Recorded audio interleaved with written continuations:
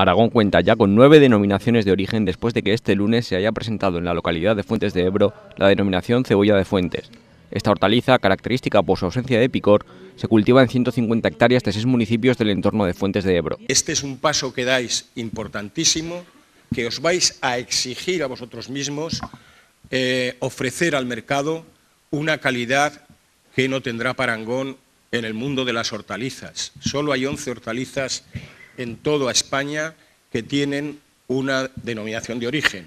Cebolla de Fuentes será una de ellas. La denominación de origen certifica la calidad del producto y supone un paso adelante en las fases de cultivo y producción de esta hortaliza, de la que se cultivan entre 40 y 50.000 kilos por hectárea. En torno a este producto, a la cebolla, tenemos que empezar a introducir en nuestra producción criterios empresariales. Por lo tanto, la denominación de origen lo que nos permite es profundizar y trabajar mucho más en lo que significa el paso de la agricultura, de lo que hemos hecho siempre, a las nuevas situaciones del mercado que tenemos que acomodarnos.